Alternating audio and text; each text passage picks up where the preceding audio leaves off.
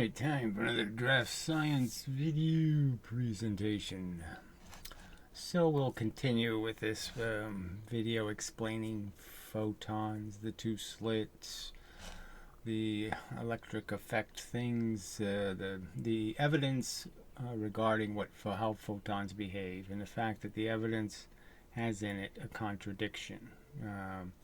One set of experiments say it looks like a particle, the other set of experiments says it looks like a wave. Now, I would argue if they really analyze the experiments that make it look like a wave, it doesn't really work. It doesn't look like a wave. Those experiments, those conclusions are, you could be skeptical for good reason.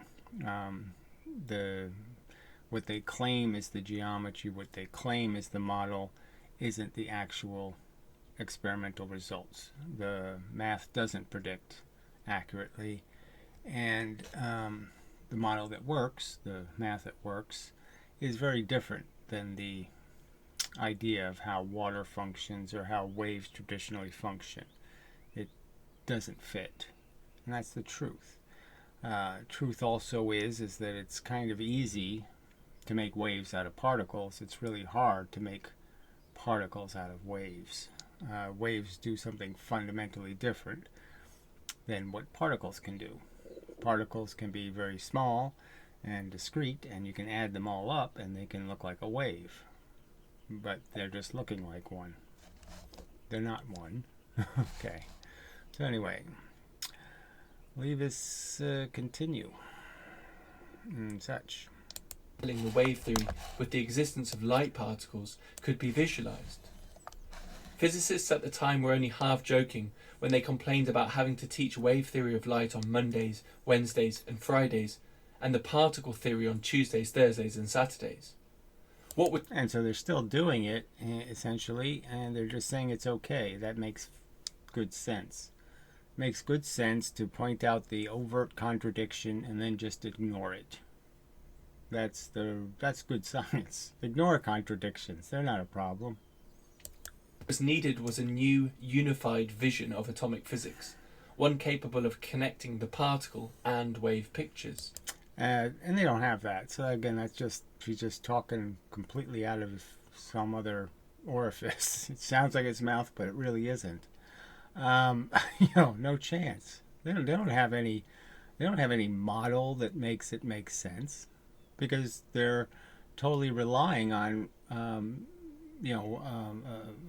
nuance of pretending results are what they say they are, and pretending that experiments that are entirely different are the same experiment, and you can draw the same conclusions. This new vision would be provided by Prince Louis Victor Pierre Raymond de Broglie, a member of one of so the Broglie, okay, is the guy responsible for this wacky crap where we're going to decide that frequency is energy, and therefore we're going to give everything that has energy a frequency. And it's basically saying right now that you have like a 10 million trilohertz frequency because you're a big giant thing with lots of energy, so you have this insanely high frequency. No, you don't. Volkswagen doesn't have it. None of these things have it. It's just this is just made up mush. It doesn't have any kind of rational credibility. It's horrible science. It doesn't make any sense. Electrons don't have a frequency. They're not made of constituent parts at a period. It's just bullshit. France's leading aristocratic families. The youngest of four, Louis was born in Dieppe on the 15th of August. Well, this is sad that we're going to get his bio as if this contribution was anything other than as wacky as he kind of looks. Looks a little bit tinfoil hatty. 1892. In 1913, after abandoning his study of history in favor of physics. I had no idea he was still alive in 1987. Amazing. So we know how current this crapola is. So this is part of the whole Einstein revolution. Let's just make crap up. That doesn't really answer the question. That's just a distraction. A placeholder for the right answer. Bent space. time stuff. No physics involved. We don't have to account for any of it. We don't have to account for the energy to move stuff. We'll just say it moves. In large part due to his older brother's enthusiasm about his own research into X-ray phenomena, he was awarded his degree. 1 year of military service beckoned. However, the outbreak of the First World War meant that he was only discharged from service in 1919, having spent the majority of his time working in the field of wireless communications as a radio engineer underneath the Eiffel Tower. Now aged 27, de Broglie was more determined than ever to continue his study of physics. Initially working in his brother's laboratory. I didn't know this was, sorry. I mean, this really isn't getting to anything. I mean, look, it's all nice to acknowledge people, but it really isn't the physics, okay? Their little backstories isn't physics. He published a few papers on the absorption of X-rays whilst thinking about the nature of electromagnetic radiation.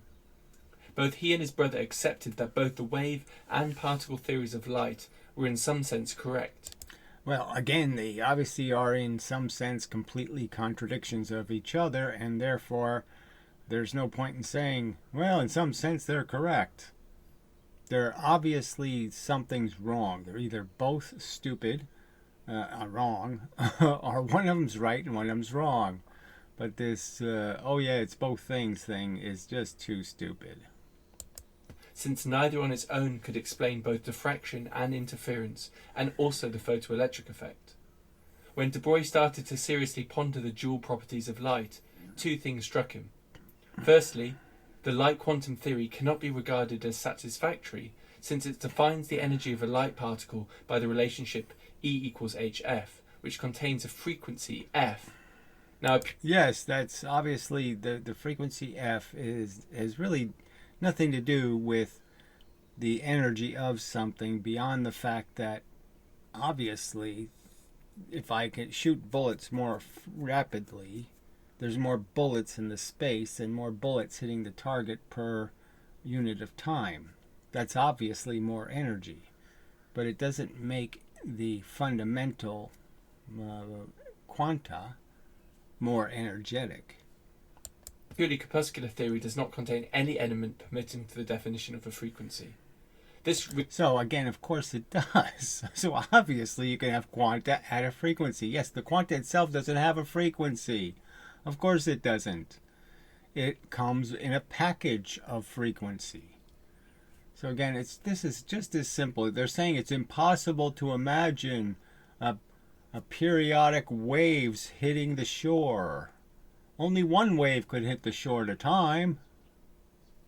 What? Of course, the time between the waves is the frequency. They're saying that's impossible to imagine. Come on, it's not impossible to imagine. Reason alone renders it necessary in the case of light to introduce simultaneously the particle concept and the concept of periodicity. So again, they just refuse to acknowledge what what they draw in their own images. So again, let's just go back to their own images. They draw light, the double helix of light. They don't draw one helix. They don't just draw one. Look, there's a light. That's it. Done. That's a photon right there. They don't draw it that way. So they're already intuitively conceding the point that a photon is an event. That there's a bump and a bump and a bump and a bump, and so there's more than one of them. At minimum there's two. But I'm just saying there's obviously they draw it like there's more than one. So let's not pretend it's inconceivable. Yeah, no, it's not inconceivable that the quanta aren't the frequency, that they create the frequency. It emerges out of their behavior. The single particles don't have a frequency. Secondly, Niels Bohr had shown that the determination of the energy levels of electrons inside the hydrogen atom involves whole numbers, with the energy levels being determined by the principal quantum number n, with n being an integer. So this is just has to do with if you made it magnetic, it'd be sort of obvious that the distances between the electrons would be a standard repulsion. And then you just put those distances into you just create this idea that there are going to be units of energy between them based on that repulsion. So if the repulsion is being caused by an actual, like if I had ping pong paddles and I put ping pong balls between them and the balls always bounce the same speed, you can understand that if I have just one ball and I can move it closer and it bounces more times, and I can move it further away and it bounces less times, well, you can understand if I add another ball, it's a unit of energy. It's quantizable. You can't add a half of a ping pong ball. You can only add a whole one at a time. So that would be an explanation for why it's true that you can only add a certain amount of pressure in these clumps, is because the pressure is being created by something that is discrete. You have to do a whole one. You have to add a whole one. You can't add a half a one. To Bohr's model, only certain discrete energy levels are permitted inside the atom. As far as de Broglie could tell, the only other phenomena in which whole numbers played such a central role were those of wave interference in stationary wave patterns. Okay, so let's understand again. The stationary wave patterns just has to do with the time it takes for things to reflect. Because stationary means basically that you've reflected energy and now you have energy going both ways. Okay, so again, that principle would be kind of obvious again, in the sense that the distances would be deciding residency. But out of residency, that is, if the distances aren't the same, then it won't create a stationary wave pattern. If you have a distance that allows the sources to add out of phase, then you're not going to get a standing wave. If a string which is fixed at both ends is plucked, then only certain discrete wavelengths are permitted. If the length of the string is L, then we see that the first mode of vibration, n equals 1, has a wavelength equal to 2L. The second mode has wavelength L. The third mode has wavelength 2L over 3, and so on. In general, only an integer number of half wavelengths are able to fit between the two fixed ends. Right. So partially what I've just said. I mean, it just really has to do with if you think about the reflection distance, one has to hit this side at the same time the one hits this side, kind of thing. And if they don't hit at the same time, then these humps will be in irregular places because they will cancel. And the wavelength of the nth mode of vibration is given by 2L over n, where n is an integer. It was the discrete nature of the possible vibrational modes that reminded de Broglie of the energy levels inside Bohr's atom. This led de Broglie to the idea that electrons themselves could not be represented as simple particles either, but that a periodicity had also to be assigned to them, just like with the photons of light. And this is sorry, but it's just an extrapolation that makes no sense. Because every experiment demonstrates electrons as clumps, okay? So there's not any real possibility of doubt in the evidence. And then again, they pretend that they're going to do a double slit experiment with electrons, and it's really not a double slit experiment because they break every rule of the original double slit experiment with photons. They aim the electrons, completely different concept. The electrons are charged. They can't possibly not react to a surface because every surface has a charge of some kind. I mean, this doesn't make any sense. I mean, every surface in the sense that he's already conceded in this video that as you change the proximity to a charge, I think he claimed that. Well, certainly Maxwell, he brought up Maxwell, and certainly Maxwell proved or demonstrated that, if you change the proximity, you change the charge. What you see changes as you get closer to an atom. From far away, an atom's attractive. From close in, the atom is repulsive to an electron. Thus de Broglie arrived at the following overall concept which guided his studies. For both matter and radiation, light in particular, it is necessary to introduce the particle concept and the wave concept. No, so just absolutely not. There's no introduction of a particle here anywhere. So clearly it doesn't make any sense. You're just assigning an arbitrary wave to a thing that doesn't have one. And because you're etherists and you're wavists. And you're not doing it because the evidence really obliges you to. So when he says necessary, there's no necessity to do this. It can be explained with other theories. You're just obnoxious to any other theory but your wavicles. At the same time. In other words, the existence of particles accompanied by waves has to be assumed in all cases. And it has to be assumed. See, again, there's no obligation to do this to physics. There's no obligation to pretend your experiments are you've properly interpreted them.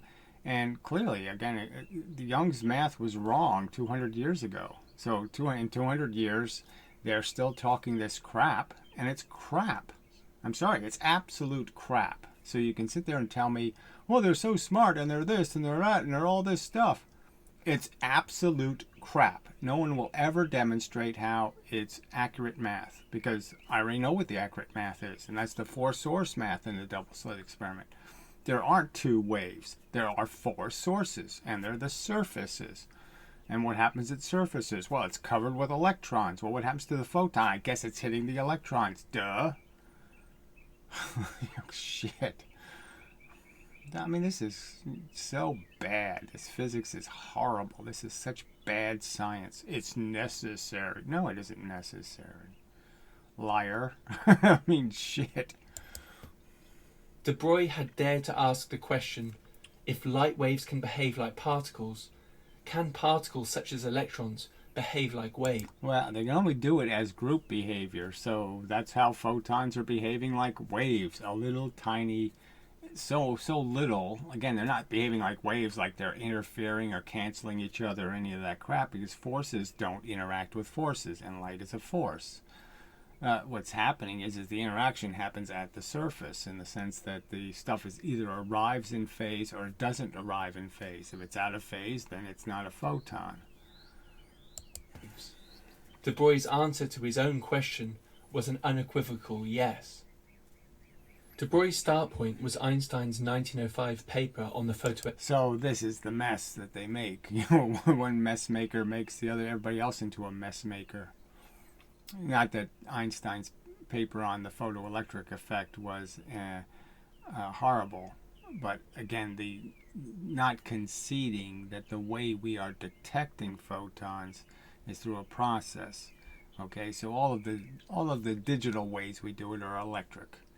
Now you can have photographic film, but again, that's almost another example of an electric effect, in the sense that you're changing the chemistry. That is, you're ionizing the substances, and the substance changes color, reflectivity, based on how you expose it to these photons. So again, it sort of requires an electric event to take place on the material substance to cause the charge change in the material, which causes it to change its properties and go from light to dark, or dark to light. Electric effect.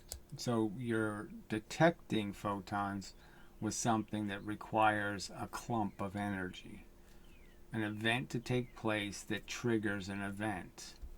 You're not detecting the fundamental elements of a photon, you're just detecting the event of photon, the total event. There's lots of bits of energy, there's lots of shit happening that doesn't qualify as photon, but it's still events in the universe. It's just not the event that you call a photon. According to Einstein, the energy of a photon, which is one of the defining properties of a particle, is given by the equation E equals hf. And if we combine this with the... So again, this just has to do with I could define it as a simple principle. So we could argue that you're trying to push electrons in a atomic structure, okay, and the electron is connected to a proton, right? So we'll just make these the protons, and then we'll just make these the electrons. And the idea is you want to make the electron move faster. Well, if you hit it with low frequency light, okay, what you'll end up doing is you can push, all right, but there's going to be a will to move back a little, right? because there's a proton here. So you'll push, and there'll be some time to have a reflection. So the reflection, you're pushing this into another electron, by the way. So this electron pushes on this electron, moves it, but there's time for it to reflect, okay, because you have low frequency light. And so now you're going to hit it again from this position, not from its maximum position, but from this position. And now you'll be able to get it further, because you'll add this distance to the new distance, but it's also going to cause this third one is going to have still also a reflection. Now it's going to go further this way, and so it's going to go less this way, but still come back again. So if you use higher and higher frequency radiation, you hit it quicker and quicker. The idea is that you move this electron and there is no reflection. You hit again before, okay, it has a chance to reflect or to move back, and then you hit again before it has it. And so that's how you're maximizing how well you can push the electrons, because they have no chance of ever moving back, because you're hitting them so fast that their forward motion hasn't stopped. I guess that's the way to say it. The forward motion doesn't stop. So you hit them, the forward motion doesn't stop, and then you hit them again, and you hit them again. Now I guess the trick would be, well, I won't go into any trick. I'm just saying there's a principle that is a candidate for explaining the phenomenon. You don't have to make this assumption that there's something about the actual bits themselves that changes when you have a low frequency and when you have a high frequency. This stuff doesn't change. What's being changed is how you can affect matter, because matter is a complex system, and you can affect the complex system with different frequencies in different ways. But there's no intrinsic existence of more energy. There's just the more energy idea that in a smaller amount of time you have more elements of the more asteroids. You know. Relationship linking the speed of light with the wavelength and frequency of light, then we can write E equals hc over lambda. But Einstein also proposed that these little particles of light carry momentum, as particles should. Now so all the moving bits have momentum. So there's no such thing as not having momentum and being real in the universe. You could never detect anything if it didn't have momentum. So the only thing that gives anything any meaning in the universe is the fact that it can move an electron. And all of the things that are moving because they're being pushed by forces. We're in a sea of energy hitting us, little tiny bits moving the speed of light. We reflect them, right? I move my hand, that whole thing happens. Okay, I collect photons and throw them at you. I don't throw any photons at you when I'm moving away. So we're all in fields of this little stuff changing all the time, and it's just about how much of it hits us in what period of time and of what quality it is. I would argue that the charge effect has to be created by the fact that there are two fundamental properties to matter, positive and negative, and there's fundamental properties to the little bits, which is positive and negative. But anyway, continuing. It might seem counterintuitive to assign momentum to a massless particle of light, since according to classical physics... Okay, so there's no reason to think they're massless. They have no evidence of this masslessness. They have no experiment that proves this masslessness. It's just made up. Absolutely no reason to think they're massless. None. No good reason. It's just crazy and silly, in my opinion. It's crazy and silly. They're obviously of the lowest unit of mass and capable of moving the maximum speed for an object with mass, which is the speed of light. We define the momentum of a particle as P equals mv, so we should expect a massless particle to have zero momentum. However, according to Einstein's special theory of relativity, the total energy of a particle is given by the expression... The point would be is that to say what the energy of something is to say what's the field that's pushing it. So again, I would argue that this only works for a complex system. You want to know the total energy of an atom? Well, you measure all the ping pong balls bouncing inside the atom. They're the things creating the pressure. But if you took the electrons and protons away from all environmental pressure, they don't have any intrinsic energy. They're not doing anything intrinsically. They're only beating it to what they're getting hit from. So if they get hit by more baseballs on one side than the other side, then they move that way with some amount of energy, the amount of energy of the force that's pushing them. But when they're not being pushed by any forces, they don't have any intrinsic energy. They still have mass, but it doesn't mean anything. So this equation doesn't go, it's not fundamental. It's okay for describing the motion of atoms, but it's not okay for describing the elemental energy in the universe. E squared equals P squared C squared plus M naught C squared all squared, where M naught is the rest mass or the mass of the particle. So rest mass is just a made-up number. There's no such thing as a rest mass versus a regular mass. Your mass is always the same. But Einstein's theory is that you gain mass through motion. So it starts with a rest mass of 0, but it has a moving mass of some kind of real mass for the photon. So moving the speed of light means it has some gained mass. It gains mass by moving. Where the argument is the counter argument would be Einstein's completely wrong about things gaining mass as they move. They actually become less opaque, and they become harder and harder to push. So if I make something slowly invisible based on how fast it's moving, and that's how it would look to you, the faster it moves away from you, the more invisible it's getting. Obviously, it's going to be very hard to push something invisible. And we see from this relativistic expression that if M is equal to 0, we find that P equals E over C. And therefore, if we combine this with the equation E equals hc over lambda, which again should never have been written because it isn't proven by any experiment, finally arrive at the expression P equals h over lambda. Again, lambda being an arbitrary fake frequency that you don't really have. And so we see that Einstein's photon model links particle and wave properties via two equations, E equals hf and P equals h over lambda. Here, the particle concepts, energy and momentum, are connected via Planck's constant to the wave concepts, frequency and wavelength. Again, and what the real concept is period. And they've just ignored that. So they're saying it has a frequency without having a period. That's basically all you're saying. You're saying the electron is somehow a frequency, when clearly it's not a frequency of events. There's not a period of events.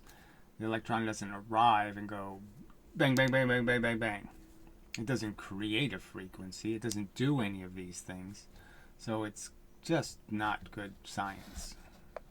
It doesn't happen this way. This is not reality. It's just a story they're telling, and it's not even a good story. And to me, it's pretty uncompelling. Again, the argument that a person walking down the street has a frequency, it's not a very good argument.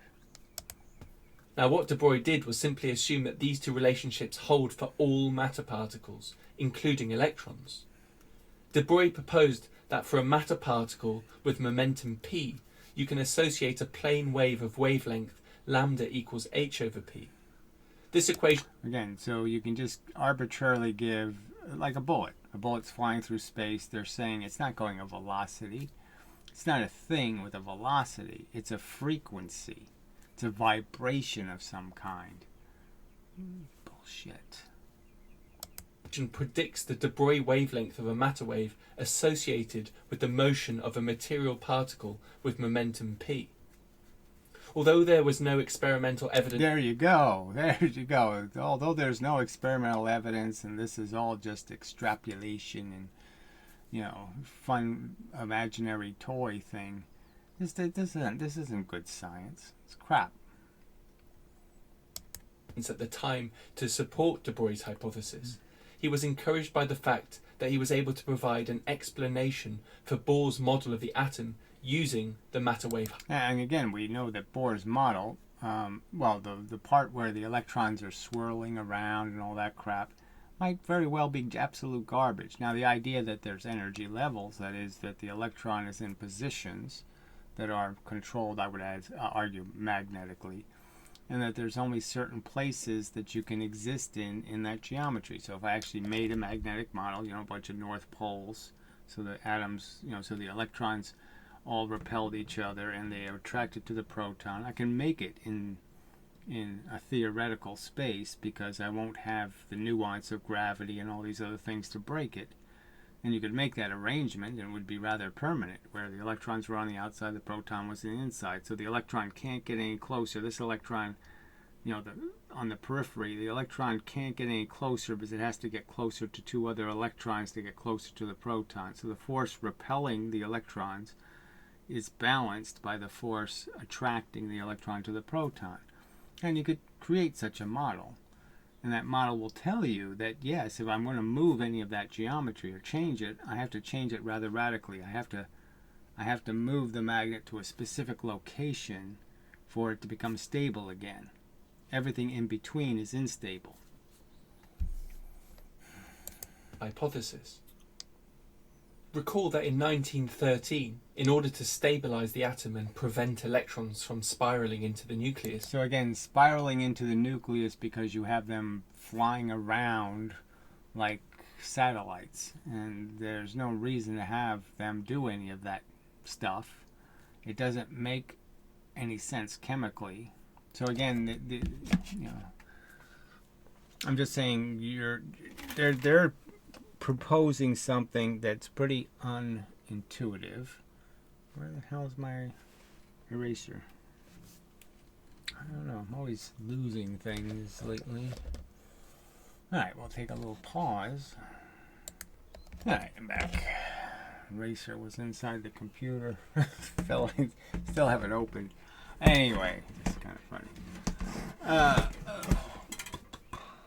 Alright, so there this model of the atom with the stuff swirling about, blah, blah, blah, blah, blah. If you just made them locations, okay, that the electrons are in, and again, there's pressure between the electrons creating repulsion. Okay, they're repelling each other and they're attracted to the proton. So obviously, if I wanted to move this electron in, I would have to move it closer to this electron, and that's not going to, those electrons aren't going to like that, so there's a balance created. You could understand. Now, their model for chemistry is some kind of wacky idea, right? When I heard this when I was a kid, I was like, this can't make any sense. Come on, you got to come up with a better answer than this, right? So we have two atoms, and they share an electron by the electron doing this crap, right? I mean, that's what they're telling you. And you're like, well, wait a minute. When the electron's way over here, why wouldn't this proton just say, I'm leaving. I'm done with you people. I mean, this doesn't, it doesn't make much sense that this is binding two atoms together. I mean, when the electron's being shared, the most sensible way of describing sharing electron is to say the electron is here and they're both sharing it. All right, and then this one has another electron here, and this one has another electron here, and this one has another electron here, and this one has an electron here, and they're sharing this one. Or you could have them sharing two electrons, that makes perfect sense. It doesn't make any sense to say this electron is going over, and who knows what it's crashing into while it's doing all this swirly crap. And just imagine the two atoms, if they had uneven, this electron wasn't here, it was over here. The bonds could be all kinds of different. This one's supposed to be swirling inside of both atoms consistently. How could it possibly be doing that if this atom's made differently? It has different balances in it. I mean, come on. That's very weak as a model. And, and here they talk about it like it's oh yeah, we know this for sure. We're going to use this to argue other points, as if this provides really good evidence of what we're saying, when it provides horrible evidence. Niels Bohr had boldly conjectured that electrons could only exist in certain discrete energy states, or orbits, surrounding the nucleus. Right, and those orbits would be dependent on how much energy can be between the electrons, pushing them away from each other. And all of that has to be balanced, and all these atoms are built inside of suns, and there's only a certain 100 geometric arrangements that actually are durable. I mean, it's a tiny percentage of the possible places you can put dots that is durable, that works. Bohr's original calculation was based on the quantization of angular momentum. If you're not familiar with this calculation, I've made a video explaining the basics. All momentum is quantized because all momentum is made out of quanta. But the whole idea that this swirling electron theory, it's just so bad. Bohr assumed that the angular momentum of the orbiting electron, which is classically given by the expression L equals m times v times r, where v is the velocity, r is the radius, and m is the mass, can only take certain values equal to an integer multiple of Planck's constant divided by 2 pi. He then showed that this angular momentum condition leads to the quantization of the electron's energy, and only discrete values are allowed. So again, I can't really argue all of this in depth, but he's saying only shortened orbits would be permitted, but that's all based on assumptions about what the other players are doing. Your orbit is based on an attraction to protons and a repulsion by electrons. So obviously this is all based on the fact that the electrons won't allow you to be in half spaces. You can't get half as close to the electron without having an unevenness between the electron pressure and the proton pressure. So anytime you go into a charge differential where it's a half unit of charge, obviously 1 unit charges couldn't be in half unit positions and be balanced. To be balanced, they have to be in between a plus and a minus, or a plus and a plus. They can't be in some other location. If they're closer to one side than they are the other side, then they're going to move to the other side. The only place that there's a balanced position, just like there's only one place between us, the Earth, and the Moon. There's one place where the gravitational potential created by the Moon is equal to the gravitational potential provided by the Earth. So the two balance out and you wouldn't go either way. That's all this is saying, is that in any system of charges or gravity, I'm going to have one place where it will sustain, it'll be sustainable.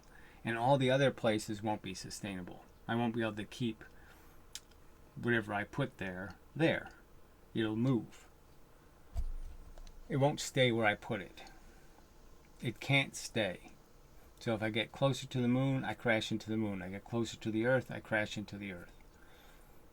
Specifically those equal to minus 13.6 electron volts divided by n squared, where n is an integer.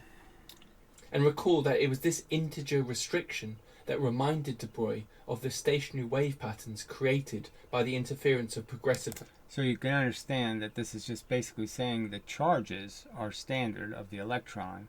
Therefore, the distances the charges have to be from each other is standard. Waves on strings. De Broglie proposed that this whole number condition restricted the possible electron orbits in the Bohr atom to those with a circumference that permitted the formation of electron standing waves. These electron standing waves were... And the only reason why you get standing waves is because you have resonant reflection. So again, that's another way of just saying you're making the distance, the right distance, for the reflection from the surfaces to be additive. The energy is all moving in the same direction because the stuff, how to say that better? The additions are all added to something moving in the same direction that it's moving. Not bound at either end like those on a musical instrument, but were formed because a whole number of wavelengths could be fitted into the circumference of the orbit. To see this, consider the angular momentum. So again, this is just another way of drawing it. You could just draw the Earth and the Moon, and you could draw it by drawing little circles from the Earth and from the Moon, and you could make a different kind of way of looking at it. It's just a different way of calculating the same thing. You're just saying, where's the quiet space? Where's the space where there's where the system stays stable? That's it. Quantization condition. Recall that mv is simply the linear momentum p of the electron. Therefore we can write PR equals nh over 2 pi. We can then use the expression for the de Broglie. So they're just using a bunch of mathematics. Instead of drawing the picture, they're just using a mathematical model. But it's doing the same thing. It's just drawing the picture a different way. I can draw it with rays. I could draw it with lines, circles. I could do it lots of different ways to show you the geometry. And it would all mathematically look different, but it's all doing the same thing. Wavelength p equals h over lambda to write hr over lambda equals nh over 2 pi. If we rearrange this expression, then we see that 2 pi r equals n lambda, where n is an integer. So obviously the 2 pi is just giving you circumference. You know, there's just nothing very exciting about this. So what is this telling us? This expression is saying that the allowed orbits in the Bohr atom are precisely those orbits that have a circumference equal to an integer number of de Broglie wavelengths, and that these stationary orbits can be thought of as corresponding to stationary wave patterns of the associated de Broglie wave. Or they could just be, you know, the ping pong ball. You can only add a ping pong ball. You can't add a half of one. There. Also explained. We can visualize the electron stationary wave patterns in 2 dimensions as follows. It's too loud. Note that if the distance around the nucleus is not equal to an integer number of wavelengths, then there can be no stationary wave and therefore no stationary orbit. Furthermore, when viewed as a stationary wave around the nucleus instead of a particle in orbit, an electron would experience no acceleration and therefore no continual loss of radiation, sending it crashing into the nucleus. So they're just making stuff up here because they've wavicled the particle's movement, its orbit, that somehow now all of the older rules like drag and everything else you could make up don't apply. When, yeah, sure they would. Nucleus, as had been predicted by classical electromagnetic theory. What Niels Bohr had introduced simply to save his atom from collapse found its justification in de Broglie's wave-particle duality. De Broglie wrote up his ideas in expanded form and presented them as his PhD thesis in the spring of 1924. Right, and people thought it was crazy, I hope, and didn't take much note, and blah, blah, blah, blah, blah. One of de Broglie's 4 PhD examiners was eminent physicist Paul Langevin. Although Langevin initially thought that de Broglie's ideas looked fanciful, he didn't dismiss them, but rather sent a copy of the thesis to Einstein, who famously replied, "He has lifted a corner of the great veil." Although de Broglie's ideas were theoretically enticing and had garnered the support of Einstein, what was now needed was some form of experimental verification of the matter-wave hypothesis. Oh, whatever. That didn't happen. So, whatever. One of the most exciting features of de Broglie's work was the realization that if electrons exhibited wave-like properties... So, if we can force electrons to exhibit, let's just say it the way it really is, if we can force them to look like, then it should be possible for electrons to undergo diffraction and interference just like waves do. For this to occur, the electrons would have to... So again, it makes no sense, okay? I mean, obviously water waves are made out of zillions of particles. Obviously the particles are in high pressure, low pressure. That pressure cancels. That's completely understandable. There's no way to make this understandable without their assumption that somehow the electron is already split into 2 electrons. And then again, as already pointed out, the 2 theory doesn't work. The math doesn't get the right answer. Now, for the electron experiment, it might get the right answer because, frankly, the electrons are real particles. They're not, waves. They're not frequencies. They're not events. Okay, an electron lands, it shares its momentum with what it's interacting with, usually another electron. To pass through an incredibly small gap, and the associated de Broglie wavelength of the electrons would need to be comparable to the size of the gap through which they passed. Where could you find such a small gap? Fortunately, nature had already provided the answer in the form of crystal lattices. Right. But these gaps, or they're talking about the gaps between atoms. Okay. And what is the atom made out of? Oh, that's right. Electrons on the surfaces. So you're shooting electrons into a field of electrons. A crystal lattice consists of a regularly spaced array of ions with a suitably small gap separating each plane. In 1914, William Bragg and his son, Lawrence Bragg, demonstrated that it was possible to scatter X-rays using a crystalline solid. They found sharp peaks in intensity. Right, so there'd be no surprise here if you understood that a photon, all the photons have a polarization based on their frequency. So the high frequency things have a narrower and narrower and narrower polarization. So they can hit smaller and smaller and smaller objects and be reflected or scattered by smaller and smaller objects. Where the big thing, if it gets scattered, it's going to get broken. Every bit of it will be broken. Where X-rays can survive to actually hit a piece of a small crystal at certain X-ray scattering angles, which they interpreted as diffraction maxima. So they interpreted it. Is it the truth? No. So we're just, again, back to this argument. I'm the one arguing that the two-slit experiment in light is actually scatter. And now they're using a scatter argument to defend, Bohr's theory. Just, there's a subtle irony in that. They'll acknowledge that photons get scattered when we make these little slits small enough, it's scatter. And when they're big, it's wave interference. Able to use the X-ray diffraction patterns to reconstruct the crystal structures of the solids that they were investigating. Now, if this is true for X-rays, then perhaps a similar phenomena can be observed for electrons if they do, as de Broglie had suggested, have wave-like properties.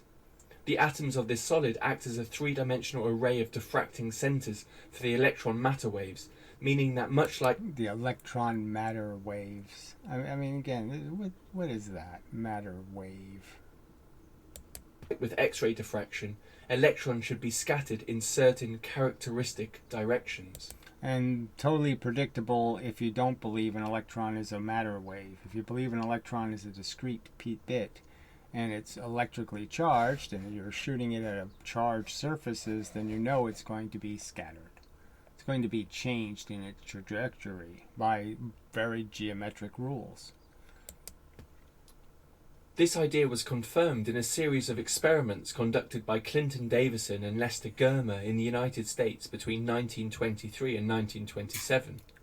The experiments involved accelerating electrons through a particular voltage and then scattering them off a regular crystalline solid, similar to the scattering experiment conducted by Bragg with X-rays.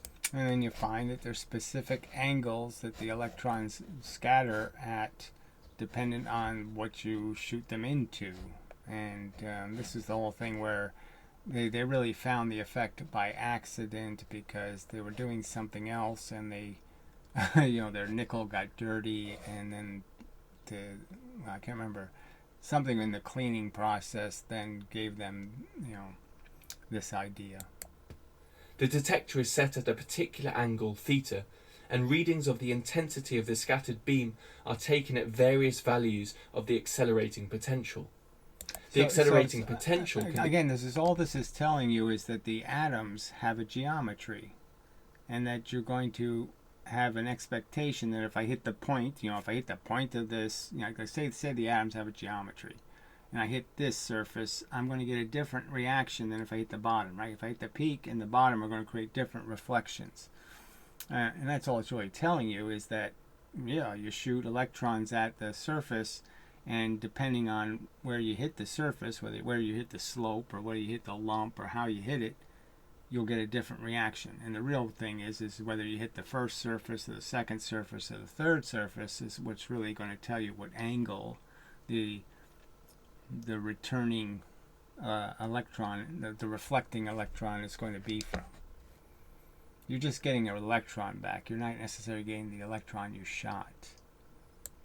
used to change the speed and therefore the de Broglie wavelength of the electrons inside the beam. To see this, recall that potential difference or voltage is defined as the energy transferred per unit charge.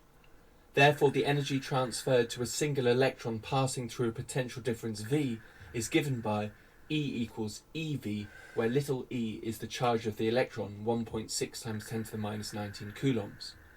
This energy is transferred into the kinetic energy of the electron. So it's not kinetic energy. There's no kinetic energy, right? So all it has is the momentum of the electron. Obviously, if you hit the electron with more force, that is gamma rays or something, the electron moves much faster than if you hit it with less frequency, because the frequency is what you're fighting the drag with.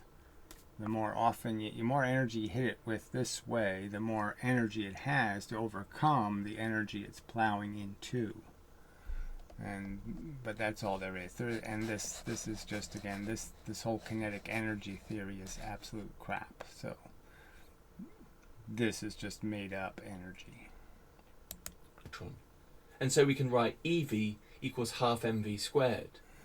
And so we see that the speed of the electron in the beam is given by the square root of 2ev over m. And therefore, so they really have no evidence of any of this. Like I said, this is completely unproven babble. That the kinetic energy, there's any kinetic energy in an electron. For the de Broglie wavelength, which is written as lambda equals h over p, which is equal to h over mv, can be written as h divided by the square root of 2mev. Right, so you take something that's perfectly coherent and turn it into something completely incoherent, and you're telling me you're doing something reasonable. No. You, again, just change momentum into some perversion of itself called kinetic energy. So we see explicitly how the variation of the accelerating potential difference alters the speed and therefore de Broglie wavelength of the electrons. So again, what's the argument to make here? Obviously, the deeper the electron goes in, the slower it's going to come out, you could argue. Some kind of theory like that. If it reflects off the first surface, it retains its velocity. If it reflects off the third surface, it's lost, to the environment some of its energy. Davison and Germer realized that if the de Broglie wavelength was comparable to the interatomic spacing within the crystal lattice, then maximum diffraction should occur. After a series of careful experiments, Davison and Germer found... So again, more diffraction arguments, and diffraction has to be caused by something real. So diffraction is really just scatter at a surface. And so it's only the surface, the electrons that go by a surface, that are going to be creating the fringes again. The ones that don't go next to a surface and actually hit the surface are electrons that end up having their energy absorbed, and they end up creating heat. So it's a tiny percentage of the electrons that you throw in come back. And they come back because they hit a place, where they don't get absorbed. And that maximum diffraction occurs at an angle of 50 degrees. If you plot a graph showing how the detector current varies with the kinetic energy of the electron, then you will see a clearly defined diffraction maxima at an electron energy of 54 electron volts. If an appreciably smaller... Maxima, they call it. Yeah. Larger angle than 50 degrees is used, the diffraction maximum disappears. This can be seen by plotting a graph of detector current as a function of... Obviously, you can't get into something, right? If I start turning an opening, there's a place where I can't get in the opening anymore, right? Now, this angle I can get in, this angle, but, this angle is really easy. As I tilt the door, it gets harder and harder to get in the door. Duh. Detector angle for the fixed value of electron kinetic energy of 54 electron volts. The existence of this peak in the electron scattering pattern demonstrates qualitatively the validity of de Broglie's postulate. Yeah, it really doesn't do any of that, so it's just mathematic contrivance. Because it can only be explained as a constructive Only again, so only. They say this crap, and there's not only. They haven't thought of all the other ways you could explain it. They just gave up on doing any of that. And that's what science is supposed to be. Right? Is you're supposed to not just jump to the first plausible explanation. You're supposed to analyze the different plausible explanations and say which one is superior. But they're not contrasting. They're just assuming, oh, because I thought of it, it's the right answer. Interference of waves scattered by the periodic arrangement of the atoms into planes of the crystal. The phenomenon is precisely analogous to the well-known Bragg reflection. So they say precisely analogous. Whenever they say that, that's not true, right? There's no precise analogy between water waves and light waves. You know, even if you accepted all their bullshit about how photons function, the analogy sucks in the sense that the water wave is bouncing up and down, okay, and the photon is either double or nothing. Reflections which occur in the scattering of X-rays from the atomic planes of a crystal. It cannot be understood on the basis of classical particle motion. There they go again. It can't be. How do you know? How much time did you spend thinking about other alternative explanations? That much time? I'm guessing. I'll predict you haven't spent any time at all. And you're just saying it can't. Because it's easy to say. Motion, but only on the basis of wave motion. Classical particles cannot exhibit interference, but wave. So again, what they can exhibit is destruction. I mean, breaking and remaking. You can disorder them and reorder them. You can take the pattern and distort it, and then the pattern can be recreated. Waves can. The interference involved here is not between waves associated with one electron and waves associated with another. Instead, it is an interference between different parts of the wave associated with a single electron. There, so the electron is interfering with itself.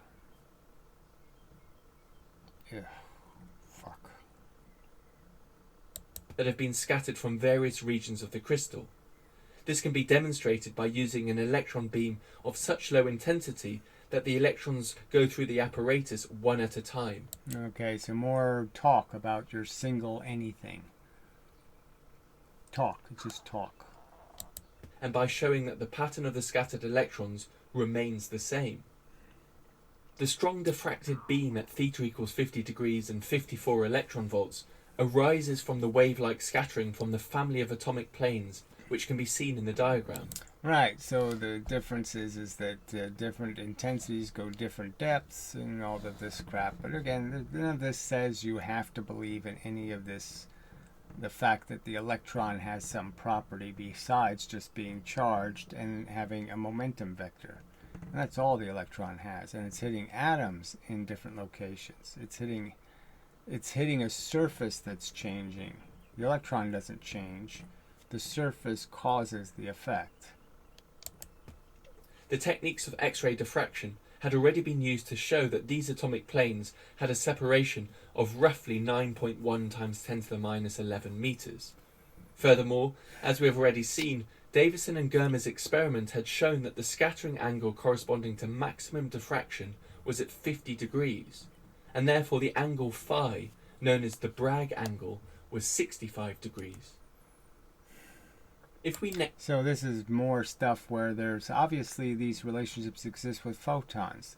There's a certain angles, like for creating a rainbow. Certain angles that certain events are more likely to happen. You can have complete internal reflection, which you get to a certain angle. So these rules aren't all that. You don't need these extraordinary theories to explain ordinary rules. next focus in on just two of the atomic planes and two rays of the incident. I'm really surprised he spent so much time on this in a wave-particle duality argument. Eek. And scattered beams, then we see that when an integral number of wavelengths n lambda fits into the distance 2l, then the contributions along the two rays to the scattered wavefront. So again, this will be the argument of two rays. Again, the whole point is that these arguments have to do with the fact that you're putting things back in phase again. So if the distance is a right amount of distance and the two things shoot off, they'll be back in phase in the sense that there'll be exactly one wavelength of distance separating them. And so you're just, again, it's just putting things back in phase again. Will be in phase, and a diffraction maximum will be attained at an angle phi. Now, since L over D equals cos 90 minus phi, and since this is equal to sine of phi, we then have that 2L equals 2D sine phi. And therefore, if we use the relationship n lambda equals 2L and combine this with the relationship 2L equals 2D sine phi. So if we mix water and vinegar and oil, no, not a good idea. We finally arrive at the Bragg relation n lambda equals 2D sine phi. Now the first order diffraction maximum, corresponding to n equals 1, is usually the most intense. And for the particular case that we've been considering, the Bragg angle phi is equal to 65 degrees. And so lambda is given by 2d sine 65. We also know that d equals 9.1 times 10 to the minus 11 meters, and therefore we find from the Bragg equation that lambda equals 1.65 times 10 to the minus 10 meters. Yeah, so it was some sort of silly wavelength. We can then compare this wavelength with the de Broglie wavelength of an electron with 54 electron volts of energy. Recall that the de Broglie wavelength can be calculated using the following equation, and if we put in the numbers, we find remarkable agreement with the Bragg value. This impressive agreement between theory and experiment. Alright, so this isn't theory and experiment, and again the agreement is just because the geometry is basically simple, and again it's obeying the simple rule of when it reflects, it has to be at one of these locations. It can't reflect from halfway between two atoms. It can't reflect from all these other locations. So of course there's going to be a similarity in the whatever you want to call it, the phase of whatever dimensions you're using. Provides quantitative confirmation of the de Broglie relation between lambda, p and h. In 1927, George Thomson, son of J.J. Thomson, independently confirmed the de Broglie relation using high-energy electrons. It's of interest that J.J. Thomson, who in 1897 discovered the electron, which he characterized as a particle, and for which he was awarded the Nobel Prize in 1906, was the father of George Thomson, who in 1927 experimentally discovered electron diffraction and was awarded the Nobel Prize with Davison in 1937. Max Jammer writes of this, "One may feel inclined to say that Thomson the father was awarded the Nobel Prize for having shown that the electron is a particle, and Thomson the son for having shown that the electron is a wave." So again, he didn't show any of that, so there is no showing. But this would be oversimplifying the situation. Although the experiments of Davison-Germer and Thomson had demonstrated the wave-like behaviour of the electron, there was still a great deal of uncertainty. So again, there was no wave-like behavior, there was their expectation. So again, there's every reason to believe that if I shoot baseballs at a geometry, I create a matrix of geometry and I shoot baseballs at it, that I'm going to get back evidence of the geometry. I'm going to get a reflection in the baseballs that's going to be in some way a reflection of exactly the geometry, the shape I threw them at. I mean, it's the whole way an electron microscope works is dependent on the fact that the electrons emitted or shot off of a surface, whether they're reflected or not, again, is up for argument, is completely dependent on what angle it hits the surface. Surrounding the physical interpretation of the results.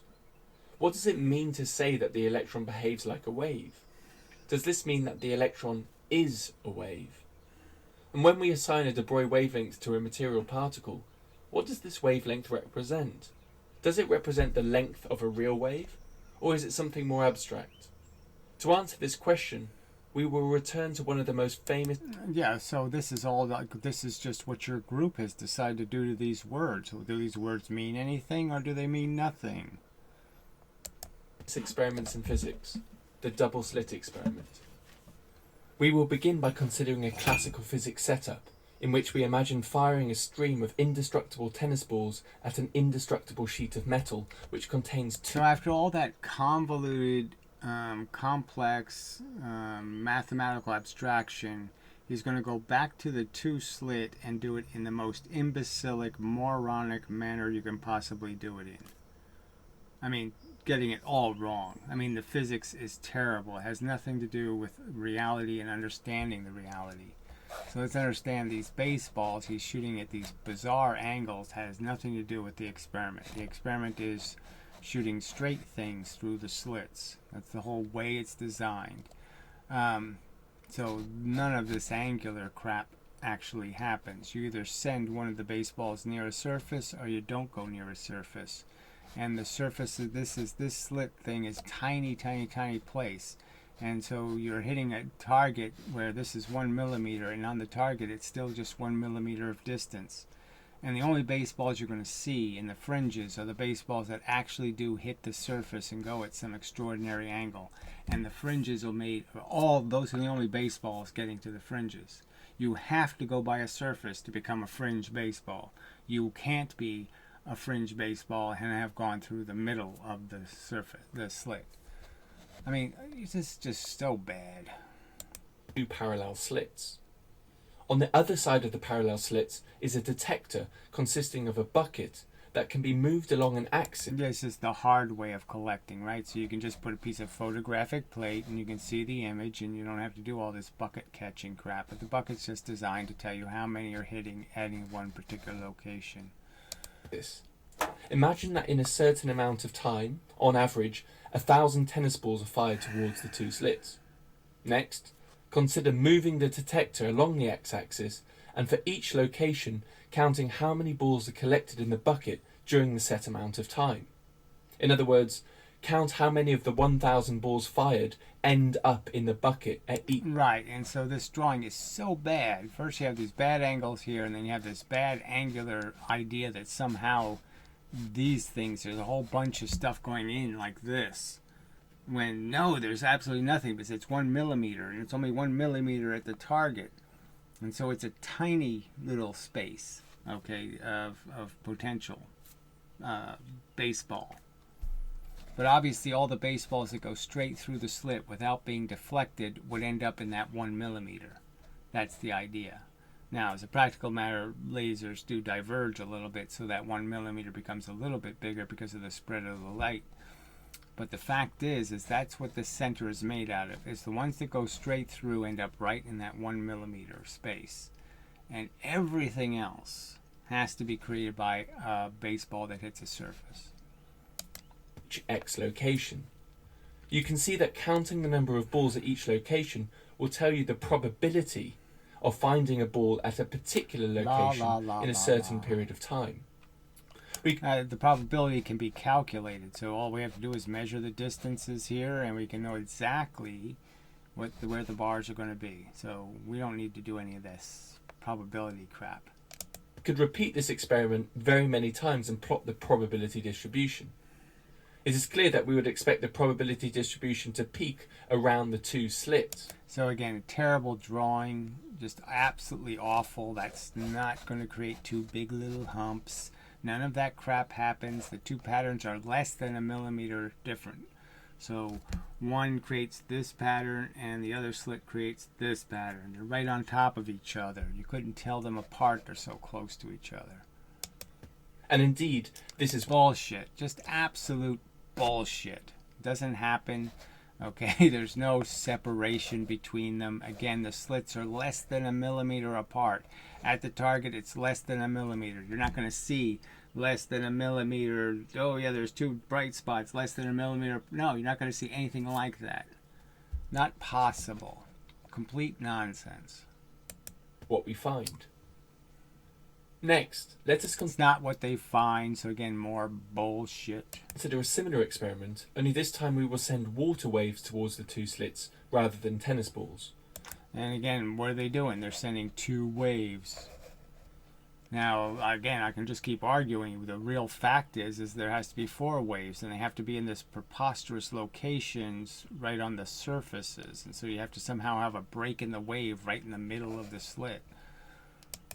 Water waves are different from balls in that they spread out over space and are subject to the principle of superposition, which we encountered earlier. bullshit. As the waves pass through the two slits, diffraction will occur at each slit, causing two sets of overlapping waves. And again, this is true for water. It's not true for light. Light doesn't do this. It doesn't make a round wave at the opening of the slit. None of that happens. Complete crap. Recall that the principle of superposition states that the net displacement of the water at any point in space will be equal to the sum of the individual displacements. So he's using the word superposition in the traditional sense, which means that all the forces don't interact with the forces, and you have to just sum. So if you have three gravitational bodies, you just say, well, how much gravity is created by this one, how much is created by this one, how much created by this one. But you can't combine them into a force. You have to account for them as individual forces. Of each wave passing through that point at a particular moment in time. And therefore there will be locations in which the water waves reinforce one another, producing a large net displacement, and there will be locations where the water waves cancel each other, producing a net displacement of 0. So again, this diagram doesn't work for light. If you do this with a double slit, if you do this mathematically, you'll get wrong answers. On the other side of the slits, we will have a detector that records the intensity of the wave. Now, the intensity of a wave is proportional to the energy carried by the wave, and the energy carried by the wave is proportional to the square of the amplitude of the wave. So, for example, our intensity detector might consist of a bob that floats in the water, and by recording the maximum displacement or amplitude of the bob, we would be able to calculate the intensity of the wave. If we then plot a graph with intensity on the y-axis and... I just can't tell you how horrible these images are in terms of distortion. ...position on the x-axis, then we would find the following result. The shape of the graph... So, again, we have to understand that the mathematics will tell you there's a set distance, L. And that distance has to be on an arc here. So it's predicting not what's on a flat line, but what's going to be on an arc. Reflects the fact that there are certain regions where the waves reinforce one another and certain regions where the waves cancel. And just to emphasize... And just to point out again, too, that if they did this with a single slit, they get obvious errors in the sense that water waves don't create a double maxima in the center. Intensity at any location is proportional to the square of the wave amplitude at that point. Next, let's... let alone get any, frankly, interference pattern. A single slit doesn't work in water, frankly. Let's consider performing the same experiment, only this time we will fire electrons at the parallel slit. So this is again a lie. This is just a complete lie. They never fire electrons in all these directions, so that's a lie. They aim them right into the slits. So it's a completely different experiment. You're not randomly shooting an electron here, and then you're shooting one here, and here, here, here, here, here, all these random places. You're not randomly hitting different locations. You're deliberately aiming the location of the electron. You're controlling it explicitly. A few things are important to emphasize. When our detector detects an electron, it only ever detects a whole electron or no electron. It never detects a fraction of it. Alright, so he's using electrons that's supposed to be, as Feynman would say, it's the same as photons, and now he's using the photon experiment to describe electrons. This isn't how they detect electrons. They don't use the bucket. This is all just bullshit. An electron. In other words, our electrons are indestructible fundamental units. Secondly, it is never the case that when electrons are fired at the slits one by one, two detections can occur simultaneously. Right, so this is the same exact rhetoric as the Feynman rhetoric. The detection always occurs at a single spatial location. We see that this situation is very similar to our original tennis ball experiment. But this isn't how they do the experiment. So again, that provision isn't in when you just shine a laser through a two-slit experiment. You're not ensuring that more than one photon doesn't hit the surface at a time. So you're not doing any of this. So this whole notion that they can send single photons or single electrons is just a notion. They claim it. They don't prove it. Experiment. Only we've replaced tennis balls with electrons and buckets with electron detectors. Just like... There's no electron detector What they do is let the electron hit a fluorescent screen, and it fluoresces and creates a bunch of photons.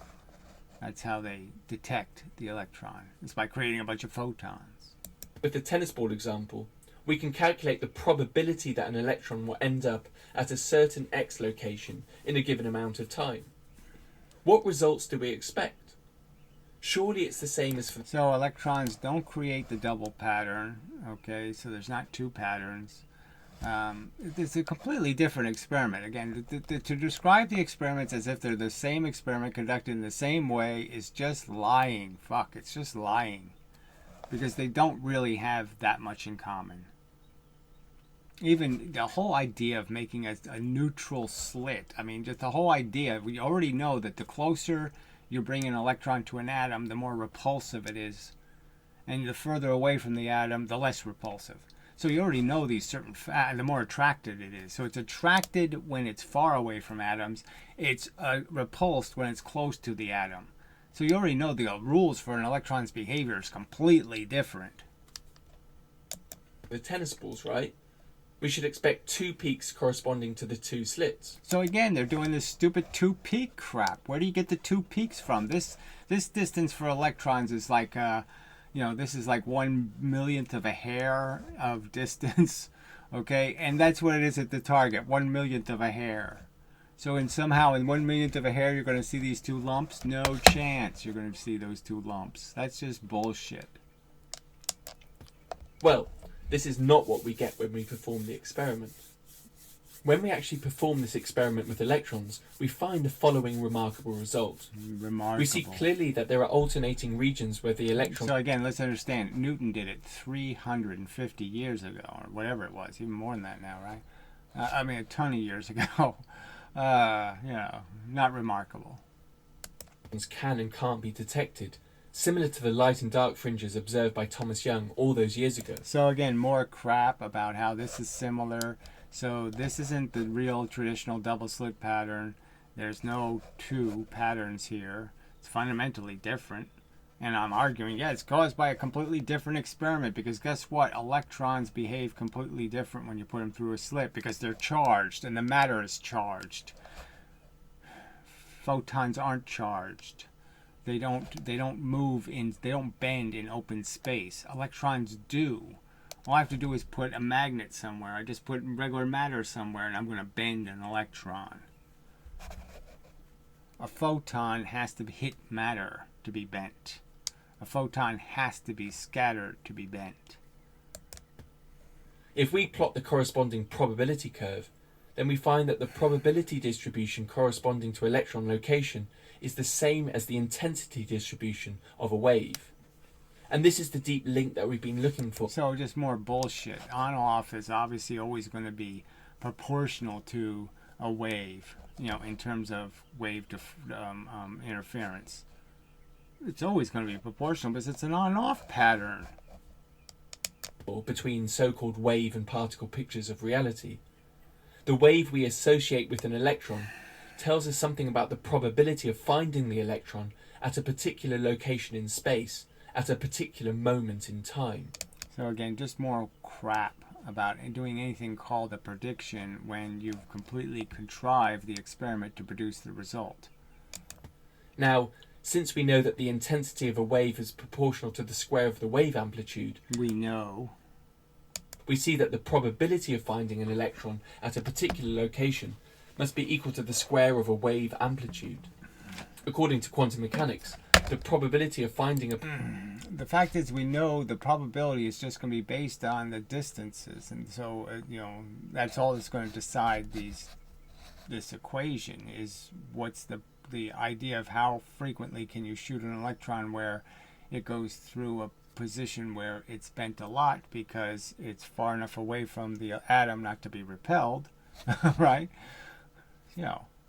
Particle at a particular location at a particular time is equal to the modulus squared of a function known as the wave function, or probability amplitude. And it is the wavelength associated with this wave function that de Broglie discovered and that we have been investigating in this video. Now, that's Heisenberg's contribution, but anyway. So what is the wave function? Not Heisenberg. Is that the right one? Schrodinger. And can we describe it?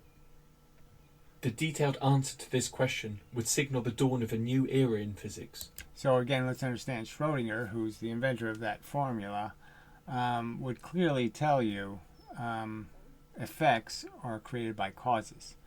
Variables create the effect, not magical wooey bullshit. The surfaces are causing the effect. One that would become known as quantum mechanics. In my next video, I will follow the story of Erwin Schrödinger and his role in the development of wave mechanics. No, his role in opposing it that you ignore. The fact that he was mocking it. Schrödinger's cat is mocking it. It's mocking your theory. Okay, he's not a defender of your crap. He's an overt hostile to it. He thinks it's all a big pile of nonsense. And you're taking his stuff and pretending it confirms your stuff. Because you perverted it. And it's just, it's just such a joke to put his face on this argument when his argument is look for the hidden variable. Look for the variable that's causing the effect. It's a mechanical universe. It's not a woo-averse. I mean, if he could dig himself out of the grave, he would stand up and say, don't put my image on this crap you just said. Because I don't believe this crap. All right, anyway. And discuss one of the most famous equations in all physics, the Schrödinger equation. For now, I will leave the equation that they're using to justify multiverses and all kinds of wooey bullshit. The equation isn't even that complicated. The equation basically says if you know everything, then you can know everything. You'll know exactly what happens. If you can know everything about something, then you can know everything about it. You can know everything. You can predict the future and do all this crap. Sure. But we already know that's not the position we're in, so what's the point of it? Oh, that's right, there is no point. With the wise words of Schrödinger himself. The task is not to see what has never been seen before, but to think what has never been thought before about what you see every day. Right, so that's benign enough. But whatever. I mean, it'd be better if you took his quote where he said, it's a material universe, shit for brain. Quit fucking, with this and playing all this wooey nonsense games. Okay, he hated entanglement. He hated this whole silly story you're telling. He thought it was just terrible science. You should use that quote. All right, anyway. Okay, so move on to the next pile of crap. So just find something else, I guess, to... but anyway, yeah, that was just unfortunate. The whole middle section was just a big frickin' bore, pretty much. But anyway, and then to end with that terrible simplification of the electron experiment, and when it's nothing like what he drew. Anyway, so enough of video and such. So till the next time, there really is just no counter argument being provided.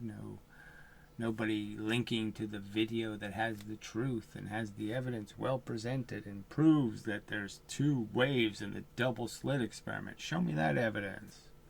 The two wave proof. Anyway. This has been a DraftScience video presentation. Till the next time and such.